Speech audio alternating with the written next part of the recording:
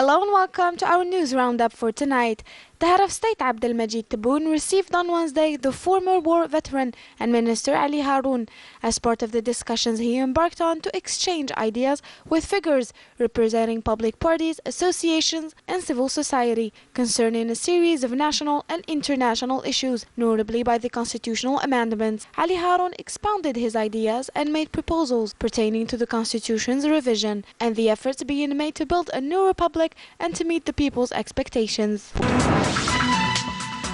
Earlier, the head of state Abdelmajid Tebboune had tasked Prime Minister Abdelaziz Jarrah to represent him on the 8th summit of the African Union High Committee on Libya, slated for this Thursday in the Congolese capital Brazzaville, according to a communiqué released by the presidency.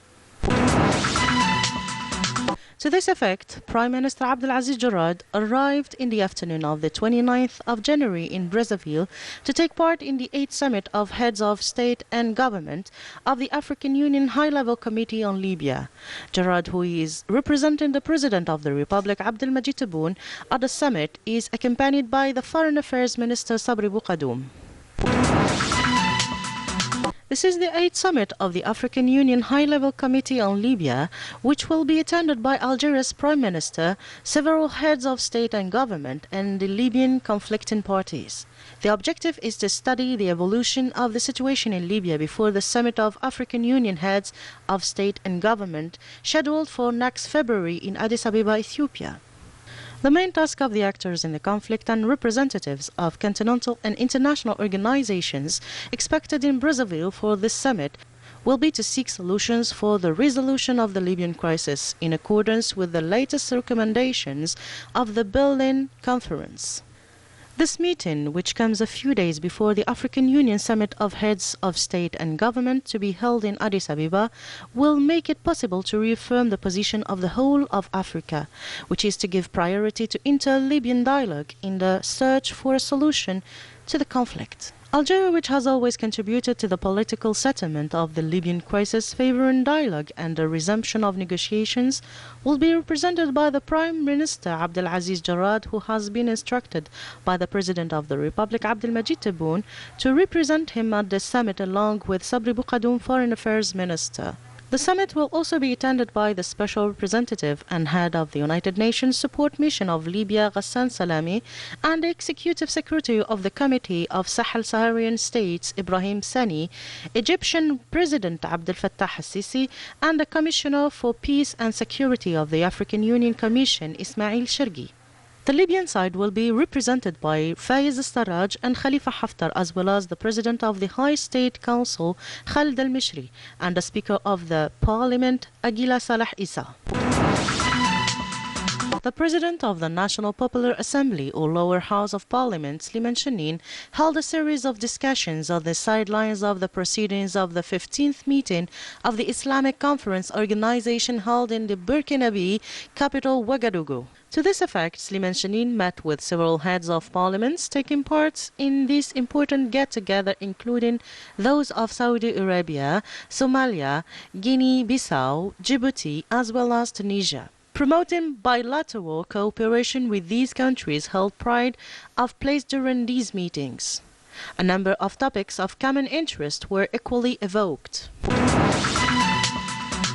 The idea highlighted by project manager Mohamed Lagab at the Presidency of the Republic is to establish a tradition in terms of communication between the Presidency of the Republic and the various media in order to inform the public opinion in a regular way.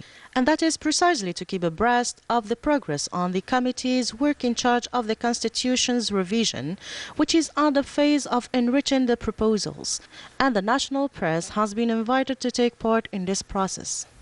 At the end of this period of reflection and proposals, limited to 2 months, the Committee of Experts will prepare at first a draft which will be submitted within 1 month to the President of the Republic, then to civil society, political parties, and the media for enrichment. This first draft will be submitted again to the Committee of Experts, which will carry the proposed amendments and modifications. Mohamed Lagab clarified that the head of state has ordered to submit the draft revision of the Constitution to to the Parliament to debate it in plenary sessions, which will be broadcasted live on national television.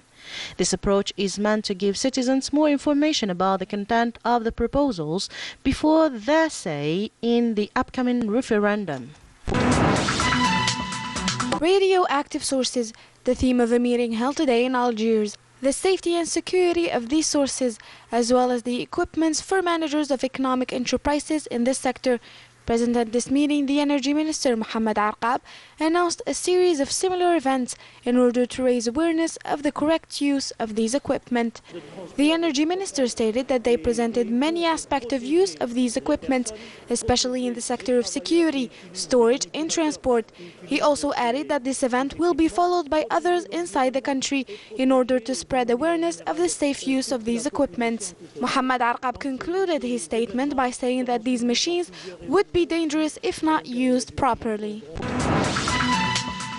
Road accidents are the most unwanted thing to happen to a road user, but unfortunately the road massacres continue to wreak havoc as shown by statistics. In a meeting held today here in Algiers, the Safety Department unveiled the results of road accidents during the year 2018-2019. The numbers are alarming and the causes are multiple, but the human factor remains the main cause for fatal road crashes. In order to put an end to this daily drama which continues to grow, urgent measures are needed. In this respect, the action taken by the Safety Department is to improve the driver's behavior, notably safety belt and speed, which are considered as prerequisite conditions for safety. Awareness campaigns remain the most effective means to reduce this nightmare. That's it for our news roundup. Thanks for joining us. Good night.